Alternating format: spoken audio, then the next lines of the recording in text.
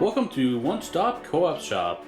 Steve here with a Kickstarter preview for Twisty Little Passages. Twisty Little Passages is a book of laminated pages where you will be playing as an adventurer in a fantasy world, trying to solve puzzles. Each puzzle is a different adventure with different enemies and keys and puzzles to overcome. If you're lucky enough to solve the puzzle, you may win with only one life remaining. The experience of playing this game reminds me a little bit like Sudoku or crossword puzzles, but for gamer nerds like me. Each of these puzzles will take anywhere from 5 to 10 minutes, and once you find the solution, it's really not playable unless you have the mind of a goldfish and you forget the puzzle solution and can play it again. So most likely it's a one-time deal. But so far I've had a lot of fun playing these puzzles as a way to relax and unwind after a day's work. Enough preamble, let's jump into the story and show you how it's played. Just a quick reminder that everything I'm showing you is a Kickstarter prototype, so the quality is likely to be improved and things may change in the final production copy. In this game, we're playing as Ren, an Elcasi spy, and our goal is to solve all the puzzles so we can defeat the evil demon king, Mordrak. So let's jump into the story. The lamplight grew dim. Two men stood over a loose stack of parchment. "Are you sure this is the one?" prodded the Grand Marshal. "The final one to round out the siege of 30? The ardent sage responded with a quiet certainty. Fear spreads like smoke across the continent. Sorrows and nightmares are a part of everyone's life since the day Mordrak's dark forces poured forth from Kradra. All are powerless who openly oppose him, weapons and spells useless. With Mordrak's forces amassing on our border, we do not need another show of magical power. We need to do the impossible. Ren is one who might." The marshal pursed his lips, grunted, and turned to the door, summoning the waiting Sirlan spy. "Ren, we have selected you to fill the final spot in the siege." "I am honored, Grand Marshal. You know I would dedicate my life to this desperate mission, but surely you also know I am without natural talent in the arcane arts like all the others. I cannot challenge Mordrak." The ardent sage smiled. "Yes, Mordrak is powerful, immortal, and cannot be harmed by any blade. To brave the Fire Mount and defeat Mordrak, we must retrieve 3 unique enchanted artifacts: the Light Blade, the Fire Shield, and the Bell of Sealing. Mordrak's generals guard them vigilantly for their own purposes, but with these, we stand a chance." "Time grows short," the Grand Marshal pressed. "Speed and stealth, in small numbers, are our best option. Openly opposing Mordrak would bring him full attention upon us and certain doom. As a master of stealth, you can reach places an army could not. Help find the artifacts, infiltrate Kradra, defeat Mordrak. Light bless us all." A month passed as our band of 30 made haste past our borders and into the Darklands. With a Fire Mount on the horizon, we plotted a clandestine course toward Pagos, the troll fortress, where the first artifact was sealed away. The army of kobolds and their servants did not concern us, as our spellcasters were hand-picked, powerful in every art. But alas, unbeknownst to us, the siege had undone in an instant when Ragnar, the Elder Worm, spied us his dragon gaze from the Fire Mount. The Demon King's elite fireguard fell upon us in a coordinated surprise attack. My allies were slain. I alone survived, the only non-magical member of our group. Transported to Kradra's prison for interrogation and execution. Notwithstanding my utter dismay and dread, I recall the singular prophecy pronounced upon me at birth by the ardent sage of Elcasa. "Be blessed with the potential to survive any conflict. Be fortunate and foresight, with a thread of life just intact." My faith burned bright. I knew surviving this ordeal and defeating the Demon King remained a possibility, if only I could discern the proper course of action at each step and, unshaken, follow the path of opportunity to its end. So that's the backstory. Each of these puzzles is a mini-map with many paths to take, and we'll be gathering elixirs to heal us, keys to unlock doors, and items to equip us better to fight the enemies. So for this playthrough, I thought we'd run through Area 4, the Roach Nest, in the first chapter. So as the game goes on, each of these missions interlock in a story, but it's not really a campaign as the items you gather in the previous puzzles do not carry over. They're all self-contained puzzles, so you can jump around however you want. I'll explain a little bit about what we're facing in this chapter, and after that we'll just show you their map and we'll work through the puzzle together. Now for those of you who don't want any spoilers whatsoever, I do recommend not watching this part, but if you don't mind a little bit of backstory and a little bit of how the game plays, it'd be okay to watch without ruining anything. When I start showing the map, and I'll remind you shortly, then that's the spot where if you want any puzzles revealed to you, that's the way to unfortunately stop watching. But if you're okay watching one puzzle with me, you get a good idea of how this game plays and can decide if this is a game for you or not.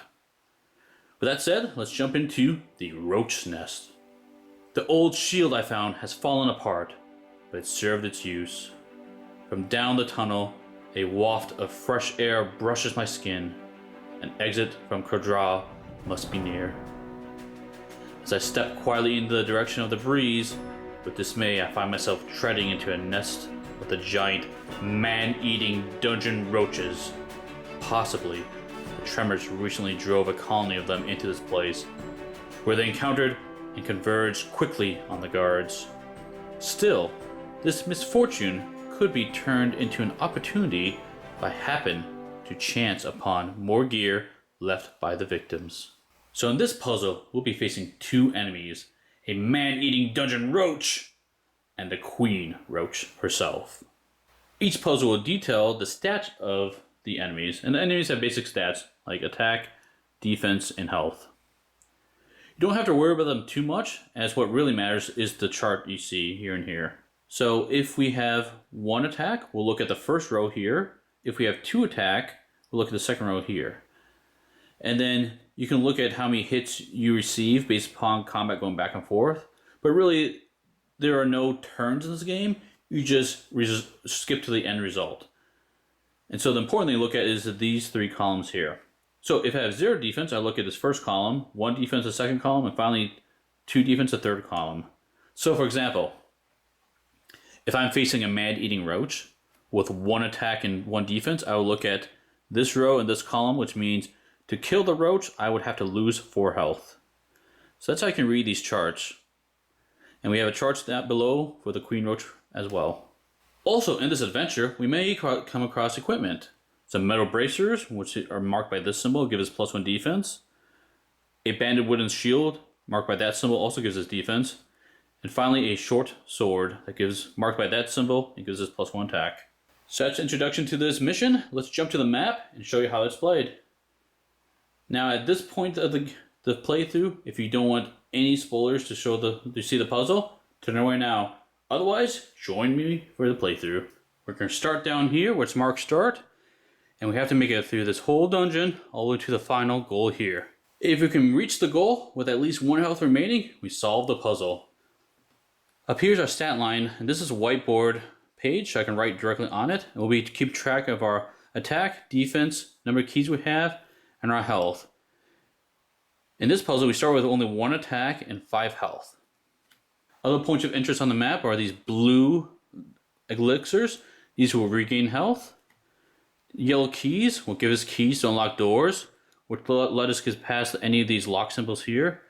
And of course, the enemies we mentioned. The man-eating roaches here, boss roach here, we have to go get through. And we have different items. So here's an item, a sword, we have a shield, we have the bracers here. So you can potentially go after those as well. There are no turns in this game. We're just going to keep track of open paths we can go through and mark things off and adjust our stat line accordingly.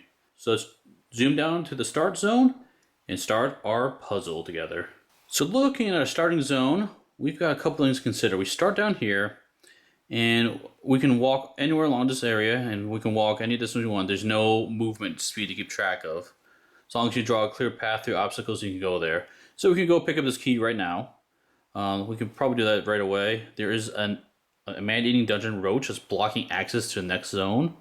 And looking at the chart, if we have 1 attack and no defense, we lose 6 health. So even our state right now with only 5 starting health, we cannot defeat this roach and progress to the next area without gaining some health. So our first goal is to gather one of these 2 elixirs. I think our only choice is to gather this elixir down here, because as we can't defeat this roach, we also cannot defeat this roach to get the 5 elixir. So let's go and do that.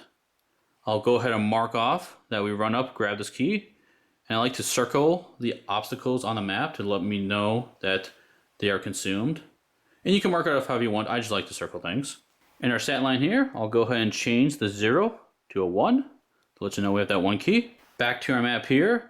Let's see, we can walk back down this hallway, and here's the locked door. So let's go ahead and use that key to unlock this door. And after we unlock that door, let's go and grab this elixir. So that elixir will give us 4 health. So I'll go ahead and cross off that we used our key, and we go from 5 health plus 4 to 9 health. So that's going to help. Now I think our only option is to go ahead and defeat this roach here. Looking at our chart, because we have 1 attack and no defense, we will lose 6 hit points. So now we go from 9 all the way to 3.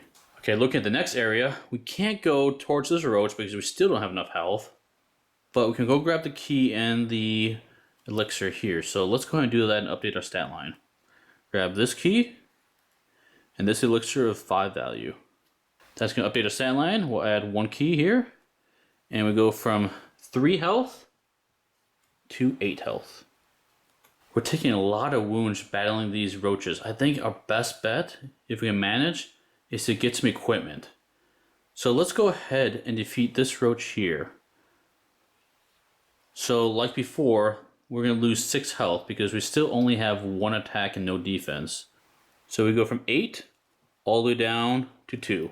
Now that we have access to that room, let's go and grab those bracers, which gives us +1 defense, and this key. So let's update our stat line. We go from 1 key to 2 keys, and that bracer gives us 1 defense. So that should help a lot. So here's where it gets a little interesting. We can open up these 2 doors, potentially, and head towards that sword to get some more attack. That's not a bad idea. Or we can work our way backwards down here. We do have a key. We can get the shield pretty easily to get more defense. Or we can try to do both. Now, if we look at the chart for what the man-eating dungeon roaches do to us, it doesn't matter if we increase our defense again or increase our attack. The difference in the number of health we save is the same. So at this point, I think we'll just go for one or the other. I feel like going for the defense. And plus, we need another key anyway, so let's head that direction. Now, I really want to come back down here, over here, and take out this guy so we can open the door, get more defense. But we only have 2 health left. In our current state, we will lose 4 health every time we engage one of these roaches. So unfortunately, that's not an option we can do. I think our only option is to go ahead and spend one of our keys to unlock this door here. By doing so, we can gather this elixir here. So that means we drop keys to 1. We go from health, 2 health, all the way up to 7 health. And just to make it a little bit easier, I went ahead and rewrote our numbers. Okay, now that we have enough health, I really want to go for another shield. So let me walk back down here, across here. Let's take out this roach here. So now that we have 1 defense, we will take 4 hit points lost taking out this roach. So we go from 7 to 3. And now we can use our key to unlock this door. And we can gain a key, a shield, and a health potion. Let's update our stats. So I used the key and gained a key, so I'm just not going to change the number. We gained 1 health, so we go from 3 to 4 health. And we get another defense, so we go from 1 defense to 2 defense. Excellent. I'm not sure it's the wisest move, but I feel like we may be able to get the sword as well and still have enough health left over. So let's go and try that. So let's walk through this corridor, turn north, and now we already opened that door. We can walk through there. We can spend our key to open this door, and then we can battle this roach here. Updating our stat line, we'll lose our key, so we don't have any keys. But now if we have 1 attack and 2 defense, we only lose 2 health against that roach. So we go from 4 health to 2. And now me being greedy, let's gain that attack sword. So now we go from 1 attack to 2. We have all the armor and attack available on this map. Excellent. Looking at our options, we don't have a key, so we can't actually face the boss. And plus, we only have 2 health. That's not going to turn out well. Looking at our stat line, the boss will do 4 damage to us when we engage it. So we need at least 5 health before we can try to attempt to go through a goal. So we need 1 key and 5 health. How can we get there?